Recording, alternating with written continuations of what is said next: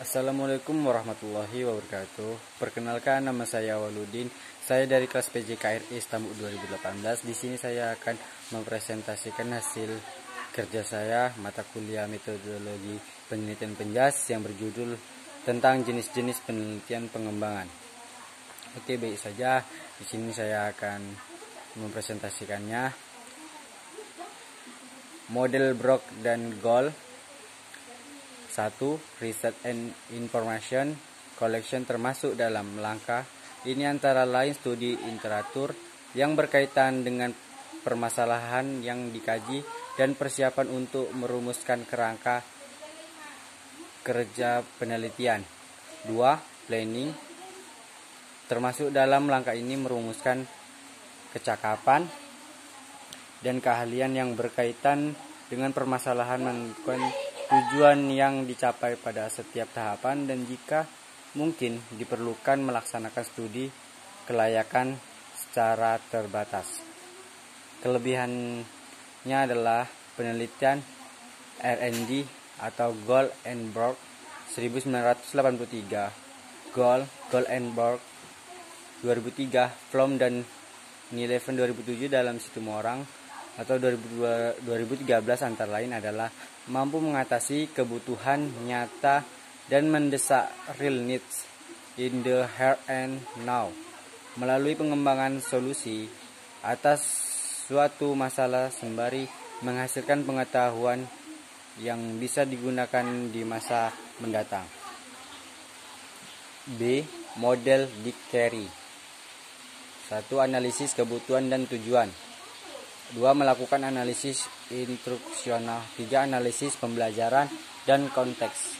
4. Mengembangkan strategi instruksional. 5. Mengembangkan dan memilih material instruksional. Kelebihannya adalah dengan melihat langkah-langkah yang telah disebutkan, maka dapat kita lihat bahwa model Dick and Carey ini merupakan tahapan prosedural.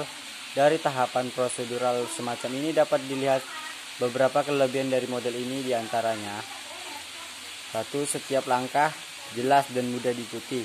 Tahapan-tahapan model ini merupakan tahapan logis sederhana. Artinya, desain ini merupakan arah dan cara berpikir dari kebanyakan orang untuk mencapai suatu ataupun program. Kekurangan model Dick Carey.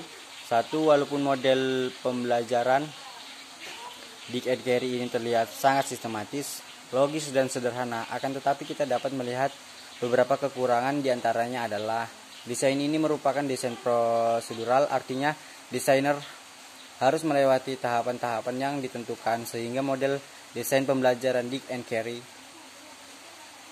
terkesan kaku karena setiap langkah telah ditentukan. C. Model Assessor. Menurut Enid, langkah yang pertama adalah mengidentifikasi karakteristik pembelajar Smaldino dan kawan-kawan 2005.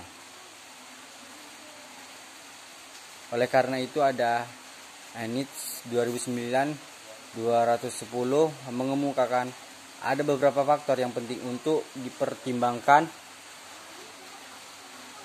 dalam membuat keputusan tentang penggunaan metode dan media, yaitu 1. Karakteristik umum, 2. Kemampuan awal, 3. Gaya belajar, 4. Kekuatan persepsi.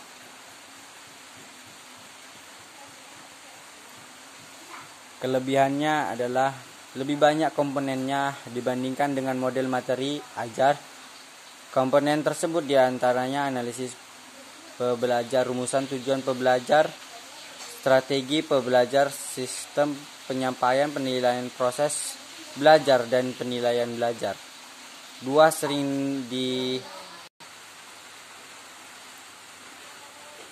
Sering diadakan pengulangan kegiatan dengan tujuan evaluate and review. Selain itu, model ini mengedepankan pembelajar ditinjau dari proses belajar, tipe belajar, kemampuan masyarakat. Adapun kekurangan model Assessor, 1. Tidak mencakup suatu mata pembelajar. 2. Walaupun komponen relatif banyak, namun tidak semua komponen desain pembelajar termasuk di dalamnya. D. Model EDDI. 1. Analisis. 2. Desain. 3. Development. 4. Implementation. 5. Evaluation. Kelebihan desain EDDI: model ini sederhana dan mudah dipelajari serta strukturnya yang sistematis. Seperti kita ketahui bahwa model EDDI ini terdiri dari 5 komponen yang saling berkaitan dan terstruktur secara sistematis, yang artinya dari tahapan yang pertama sampai tahapan yang kelima. Dalam pengaplikasiannya harus secara sistematik, tidak bisa diurutkan secara acak atau kita bisa memilih mana yang menurut kita ingin didahulukan. Kekurangannya, model desain EDDI adalah dalam tahapan analisis memerlukan waktu yang lama. Dalam tahapan analisis ini, pendesain pendidik diharapkan mampu menganalisis 2 komponen dari siswa terlebih dahulu dengan membagi analisis menjadi 2, yaitu analisis kinerja dan analisis kebutuhan. Model CAM. Menurut CAM dalam Permana 2009 atau 2, pengembangan perangkat merupakan suatu lingkaran yang kontinu. Tiap-tiap langkah pengembangan berhubungan langsung dengan aktivitas revisi. Kelebihan: melakukan pemantauan terlebih dahulu sebelum menuju ke tahap berikutnya. Kelemahan: model ini berfokusan kepada perancangan pembelajaran kelas. Model 4D, tahap pendefinisian define. 2. Tahap perancangan. 3. Tahap pengembangan. 4. Tahap penyebaran. Kelebihannya adalah lebih tepat digunakan sebagai dasar untuk mengembangkan perangkat pembelajaran, bukan untuk mengembangkan sistem pembelajaran. Oke, hanya sampai di sini hasil presentasi saya.